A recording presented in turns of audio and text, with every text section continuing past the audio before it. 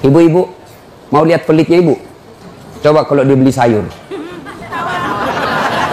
Hobi memang dia nawar. Kalau dia ke pasar, beda 1000, dia kelilingi tuh pasar. Beda 1000 tuh dia kelilingi. Bu, halo ibu. Bu, kalau ibu belanja di Trans Studio, Trans Mall, atau Alfamidi, Alfamart, tawar apa tidak? Tidak. Tawar apa tidak? Coba kau tawar, dibilang ke orang gila. Lalu pedagang kasihan yang sesama kita pribumi, datang naik sepeda motor, kadang kala sepeda, dia datang, dia sudah panggil kita, ya Bu Haji, Bu Haji makin cantik aja, masih nawar. Apa namanya kalau bukan pelit? Sudah enaknya itu, berapa Mas? 10.000 Bu Haji, 11.000 ya. Mantap.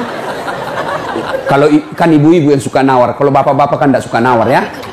Ini ibu-ibu tuh suka betul nawar. Bu, ibu mau ndak suaminya diambil orang? Mau? Silahkan pelit. Orang pelit itu tidak ada yang suka. Bahkan orang pelit sekalipun tidak suka sama orang pelit. Benar Pak. Begitu jeleknya itu sifat pelit, tidak ada yang suka. Coba saya tanya, bapak-bapak senang tetangga dermawan atau pelit? Ibu-ibu senang suami yang pelit atau dermawan? Senang mantu yang pelit atau dermawan? Teman-teman yang pelit atau dermawan? Dermawan, tidak ada orang suka orang pelit. Bahkan orang pelit pun tidak suka sama semuanya pelit. Jangan kau ke rumahnya, pelit dia itu, padahal dia juga pelit. Begitu jeleknya itu sifat pelit. Demi Allah, tidak ada orang bangkrut gara-gara sedekah. Adakah pernah bapak dengar, Mas, tuh yang di sudut rumah di komplek, tuh kaya betul dulu Ustadz, cuma karena dia rajin sedekah, bangkrut. Ada? Tidak pernah. Biasa kita ini sangka buruk kepada Allah, tidak mau bersedekah karena sangka buruk. Nanti saya makan apa? Nanti saya makan apa? Jangan cemas rezeki, jangankan diambil orang, tertukar saja tidak. Cicak aja dijamin rezekinya. Tahu cicak? Tahu? Cicak makan apa ibu? Masuk akal enggak? Enggak masuk akal. Gimana caranya? Satu di dinding, satu terbang. Di mana ketemu? Enggak ada terminalnya. Kalau pesawat terbang, kita jalan, ada ketemunya di mana? Di bandara.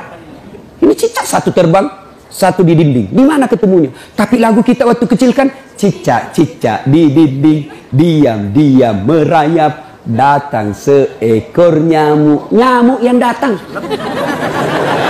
Nyamuk yang datang. Allah jamin rezekinya. Lagu tidak bilang cicak lompat ke nyamuk. Setengah mati cicak, kasihan. Iya kan? Itu cicak, tidak sarjana, tidak punya kursus, tidak ada kaki, tidak ada otaknya, tidak cerdas, bisa hidup. Apalagi ibu, jangan pelit. Sedekah, Allah sudah jamin rezekimu. Bu, ada suaminya mulai selingkuh? Ada? Tidak usah curhat sama tetangga, apalagi curhat di Facebook. Tak kusangka kau begitu. Pret, beleng-beleng. Rahasia keluargamu kau ungkap di Facebook. Begitu mulai, bu, ciri-ciri laki-laki yang sudah mulai lain-lainnya. Kalau yang selama ini tidak pernah pakai sisir keluar, tiba-tiba rapi. Tidak pernah pakai parfum, tiba-tiba beli parfum malaikat subuh. Nah, yang tadinya keluar rumah tidak pernah pakai setrikaan, langsung rapi. Yang paling mencurigakan kalau dia terima SMS dalam kamar mandi. 70% wajib dicurigai. Nah, kalau sudah begitu ibu tidak usah curhat sama tetangga, lebih curhat kepada Allah. Bangun ibu sholat hajat, lakukan sampai 8 rakaat. Setiap 2 rakaat di sujud terakhirmu kau berdoa kepada Allah. Ya Allah, engkau yang membolak-balikkan rasa cinta dalam hati suamiku. Tidak mungkin aku bisa mengendalikan cintanya. Ya Allah, tidak mungkin aku jaga dia 24 jam. Engkau yang maha menjaga ya Allah. Ya Allah, pelihara suamiku dari godaan perempuan lain. Ini ada duit saya 500.000. Saya tolak bala besok kepada Tuhan. Mudah-mudahan 500.000 suamiku terhindar dari wanita jahat. Bismillah. Coba amalkan itu, Bu. Coba amalkan. Yang jadi masalah kalau suaminya juga sudah tahu rumusnya. Dia bangun juga sholat tahajud. Dia bangun pula sholat tahajud. Istrinya sebelah, kamar sebelah, suaminya kamar sebelah. Ya Allah, capek sudah saya lihat istri saya, ya Allah. Ngamuk aja kerjanya, marah-marah aja, berat badannya juga makin tambah, ya Allah. Tak tahu dilihat dari mana dia seksi. Ya Allah, ini ada duit saya 500.000. Tolak bala ya Allah. Mudah-mudahan istriku ikhlas saya kawin lagi. Bingung malaikat yang mana? Jangan pelit. Demi Allah, tidak ada orang bangkrut gara-gara sedekah. Saya kasih contoh. Tanggal 4 kemarin, sehari sebelum lebaran. Ya, tanggal 3 malam. Ada anak-anak usia 19 tahun. Bapaknya Flores, mamanya Toraja, Kristen. Karena sering dengar ceramah saya di YouTube, akhirnya dia memutuskan diri masuk Islam. Desember kemarin. 19 tahun. Tanggal 3 malam, dia DM ke saya di Instagram. Ustaz, saya ini dicerita cara mualafnya. Kemudian besok sudah mau lebaran, saya belum punya baju baru Ustaz. Saya lihat Ustaz ini bagus-bagus bajunya. Di mana belinya Ustaz? Saya bilang sebenarnya baju saya tidak dibeli, bikin sendiri. Tapi yang lebih sebenarnya lagi bukan baju yang bagus, saya yang gagal. Ya, sudahlah.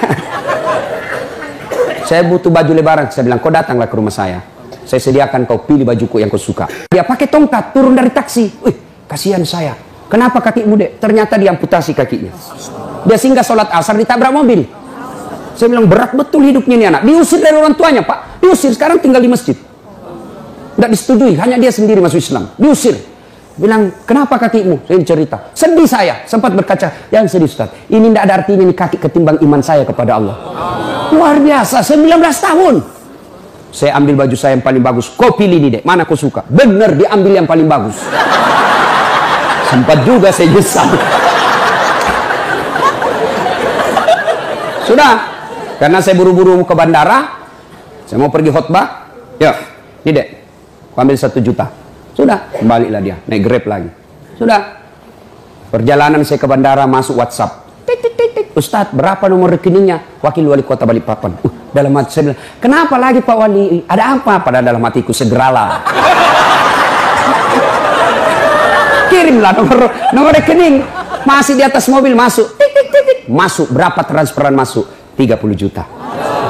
Tadi keluar 1 juta. Tidak cukup sampai situ. Allah balas lebih banyak. Sampai saya di airport, bandara, depan pintu 7 nunggu saya keberangkatan. Tiba-tiba ada ibu-ibu lari. Bawa amplop. Ustaz, tunggu dulu Ustaz. Apa? Ini dalam hatiku. Ada apa lagi? Padahal cepat sudah. Ini ada ternyata ada fans saya. Dia lihat saya di bandara. Dia mau kasih, coba buru-buru mau masuk bandara. Dikasih saya melalui itu ibu. Nih ada Ustaz titipan dari ini. Oke, saya buka. Berapa isinya? 10 juta. Sudah 40 itu kan gantinya.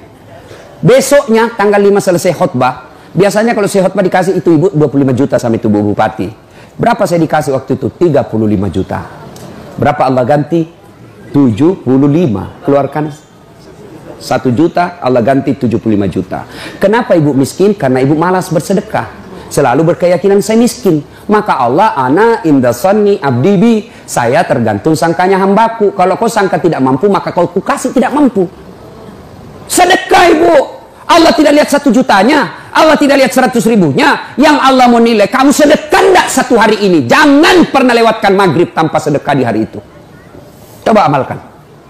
Coba. Kenapa kita tidak bisa umroh? Karena selalu yakin saya tidak mampu. Maka Allah, ya sudah kau yakin tidak mampu. Sedekah. Pulang ini kau sedekah sama tetanggamu. Cari orang miskin.